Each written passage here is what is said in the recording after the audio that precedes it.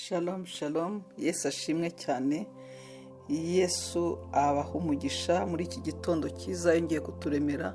Nongeye kugaruka muri rya jambo rya mu gitondo kugira ngo rikubere akabando kagusindagiza umunsi wose, umunsi wo kugupfira ubusa. Nta jambo ry'Imana rigubundikiye, rigutwikiriye, riguherekeje. Haleluya.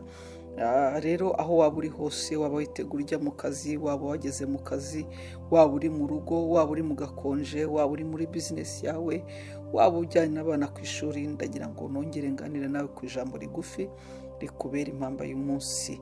Samweli wa kabiri 22 3-3-4 avuga ngo Imana ni igihome cyanjye gikomeye, ishorera umukiranutsi mu nzira yayo.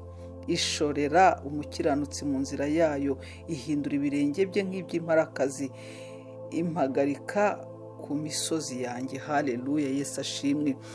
Ijambo ry'Imana ni ikintu gikomeye cyane. Imana yavuze ngo Imana ni igihome cyanjye gikomeye, ni igihome cyacu gikomeye. Yarangiza iri jambo ryankozeho cyane, ivuga ngo ishorera umukiranutsi mu nzira yayo. Ni uvuga ngo iherekeza umukiranutsi mu nzira y'Imana. Ni ukuri iyo dukiranuka tugendera mu nzira yayo, iraduherekeza ikaduhagarika mu nzira yayo, hanyuma ikaduhagarika hirengeye imisozi yacu, ikaduhagarika hejuru ahirengeye, ngo igahindura ibirenge byacu nk'iby'imparakazi, ikaduha kutumbagira no kugendera hejuru y'ibyatugenderaga hejuru. Haleluya. Rero ndavugana nawe muri iki gitondo, unyemerere rindi zamu ryo gukiranuka, hagarara mu nzira zawe nk'umukiranutsi kugira ngo ushobore kurindwa n'Uwiteka. Ngo ishorera yerekeza umukiranutsi mu nzira zayo, nawe iri bukwerekeze mu nzira zayo, iri bukwemerera ugendere mu nzira zayo. Kandi reka nkubwize ukuri, ijambo ry'Imana ni ubuzima. Ijambo ry'Imana ritubwiye neza, umukiranutsi Imana imushorera ibirenge bye ikabyerekeza mu nzira zayo, mu nzira z'Imana. Nawe ibirenge byawe byakomeza kugendera imbere y'Imana, ibirenge byawe byagendana n'Imana, ibirenge byawe byaba mu Mana. Haleluya. Ariko ibyo biba ryari? Iyo twabaye abakiranutsi. Ndagira ngo nkwibutse, gukiranukira Imana nicyo kintu gikomeye, niyo password yanjye nawe kugira ngo Imana itwishimire. Gukiranuka nibwo buzima, gukiranuka niho Imana ikubona nk'intwari, gukiranuka ni Imana ikubona ikakwishimira, hanyuma ikaguha kugendera hejuru, gutumbagira hirengeye hawe, ikaguha kugendera hejuru, ibirenge byawe bikagendera hejuru nk'iby'imparakazi, ibirenge byawe bigahagarara hirengeye hawe, ugashobora guhagarara aho umwanzi atarose kuzahagarara. Iyo twatumbagiye ahirengeye hacu, ibituburanya bisigara munsi y'ibirenge byacu, ibituburanya bigendera munsi y'ibirenge byacu, ibiguhagurukira bigendera munsi y'ibirenge byawe. Haleluya, haleluya. Ndavuga ngo icyamukaba umukiranutsi, icyamukarinda izamu ryo gukiranuka, icyamugakora iby'abakiranutsi, icyamukagendera mu nzira zo gukiranuka, kugira ngo Imana iguhagarike hejuru, iguhe kugendera hejuru yawe y'ibikurusha imbaraga, iguhe kugendera hejuru y'ibikuvuga hejuru, kandi ngo ibirenge byawe bihagarike ahirengeye nk'imparakazi. Haleluya, haleluya. Ijambo ry'Imana ritubwiye neza ngo imushorera imwerekeza mu nzira zayo. Ntabwo uzava mu nzira z'Imana niwemera gukiranukira Imana. Niwiyemeza gukiranukira Imana, izahora ikuyobora inzira zayo. Aho ibona hadatunganye izakurinda kuhajya, izahora igukebura, izahora ikwerekeza aho ukwiye kujya, ngo kuko niyo gihome kidukingira.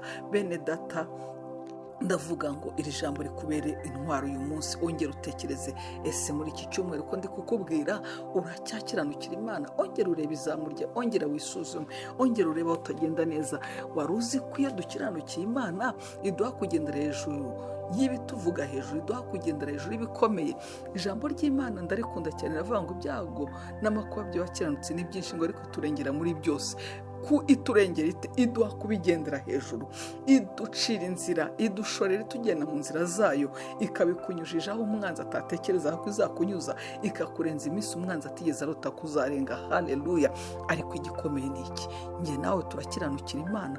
Ndongera kukwibutsa ngo ongera utekereze muri iki gitondo, ongera witekerezeho neza, wibaza, ariko ndacyakiranukira Imana? Ariko ndacyakora ibitunganiye Imana? Ese nta hantu Imana ifiteho umugayo? Ese nta hantu ndi gukora ibihabanye ibihabanye n'ubushake bw'Imana?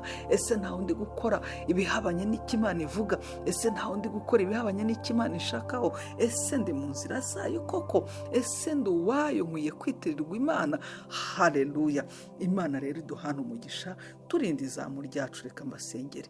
Data, mu izina rya Yesu ndagushimye, uzamuriye icyubahiro weretse bene data, uduhe mwami wanjye kugukiranukira, imitima yacu ibemo inzira z'igisiyoni.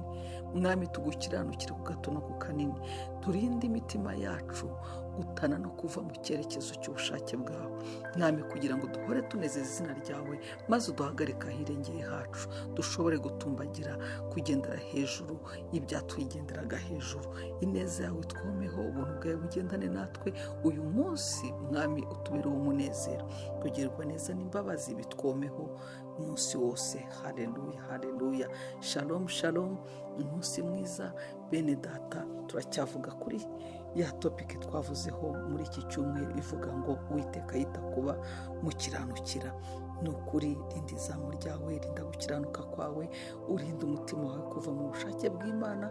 Kiranukira Imana, komeza kugendana n'Imana, ngo ni ukuri izakubera igihome kigukingira, izagushorera, izashorera umukiranutsi mu nzira zayo, izagushorera, izaguherekeza mu nzira zayo, kandi ikirenze kuri ibyo ngo izahagarika ibirenge byawe, izabihindura nk'iby'imparakazi, ndetse ngo iguhagarike ku misozi yawe. Imana ibane namwe. Umunsi mwiza. Shalom, shalom.